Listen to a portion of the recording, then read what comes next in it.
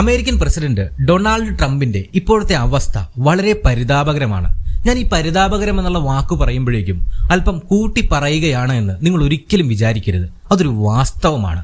അമേരിക്കയുടെ ചരിത്രത്തിൽ ഇന്ന് വരെ ഒരു പ്രസിഡന്റും ഇത്രയധികം അപഹസിക്കപ്പെട്ടിട്ടില്ല, അപമാനിക്കപ്പെട്ടിട്ടില്ല. കാരണം ഈ വായിൽ തോന്നിയത് കോതയ്ക്ക് പാട്ട് എന്നുള്ള രീതിയിൽ പാടി നടന്നാൽ ഇതല്ല, ഇതിനപ്പുറവും സംഭവിക്കും. കുറച്ച് നാളുകൾക്ക് മുൻപ് ഒരു വാർത്ത വന്നിരുന്നു.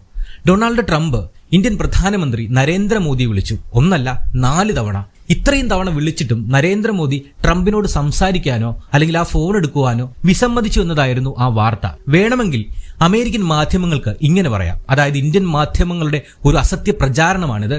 ഒരു തരത്തിലും ട്രംപ് നരേന്ദ്രമോദിയെ വിളിക്കാൻ ശ്രമിച്ചിട്ടില്ല, അങ്ങനെ ഒരു സംഭവമേ ഉണ്ടായിട്ടില്ല എന്ന്. എന്നാൽ ഈ വാർത്ത പുറത്തുവിട്ടത് ഇന്ത്യൻ മാധ്യമങ്ങളല്ല. ആദ്യം ജർമ്മനിയിലെ ഒരു പത്രവും ശേഷം UK ഉൾപ്പെടെ ലോകമെമ്പാടുമുള്ള മാധ്യമങ്ങൾ ഇത് വലിയ ശ്രദ്ധ കൊടുത്തുകൊണ്ട് വാർത്തയാക്കുകയുണ്ടായി. അത് ട്രംപിന് ചെറുതല്ലാത്ത രീതിയിലുള്ള ക്ഷീണമാണ് ഉണ്ടാക്കിയത്. അതുകൊണ്ടാണ് ഇന്നലെ വൈറ്റ് ഹൌസിൽ നടന്ന ഒരു മീറ്റിംഗിനിടയിൽ അദ്ദേഹം മറ്റൊരു പ്രസ്താവന നടത്തിയത്. എന്താണെന്നല്ലേ? അത് കേൾക്കുമ്പോൾ ഈ ഒരു സാഹചര്യത്തിൽ നമുക്ക് ചിരി വന്നേക്കാം. ഓപ്പറേഷൻ സിന്ധൂർ നടക്കുന്ന സമയത്ത്, അതായത് ഇന്ത്യയും പാകിസ്ഥാനുമായിട്ടുള്ള യുദ്ധം നടക്കുന്ന സമയത്ത് ട്രംപ് ഇന്ത്യയെയും പാകിസ്ഥാനെയും വിളിച്ച് വിരട്ടിയെന്ന്.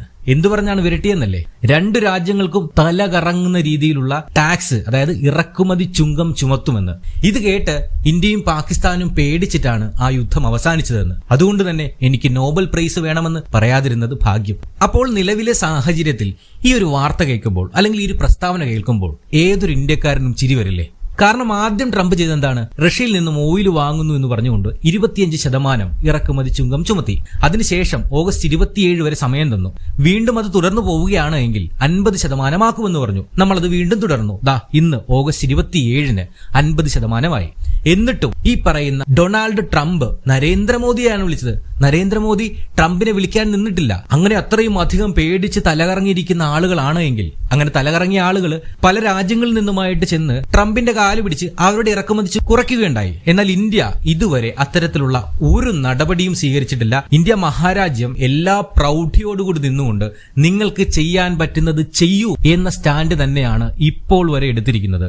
എന്നിട്ടും ഈ വിവരം കെട്ട മനുഷ്യൻ വിളിച്ചു പറയുകയാണ്, ഞാൻ തലകറങ്ങുന്ന രീതിയിൽ ഇറക്കുമതി ചുങ്കം ചുമത്തുമെന്ന് പറഞ്ഞതുകൊണ്ടാണ് പാകിസ്ഥാനും ഇന്ത്യയുമായിട്ടുള്ള യുദ്ധം അവസാനിച്ചതെന്ന്.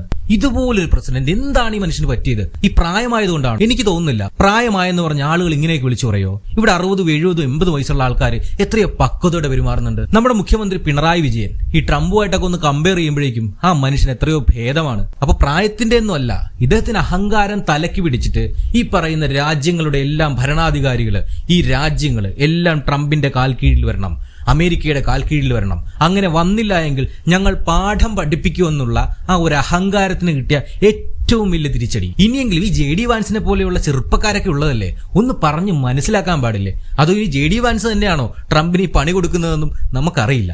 എന്തായാലും ഇതുപോലെ നാണം കെട്ട് മുന്നോട്ട് പോകുവാനാണ് ട്രംപിന്റെ വിധി.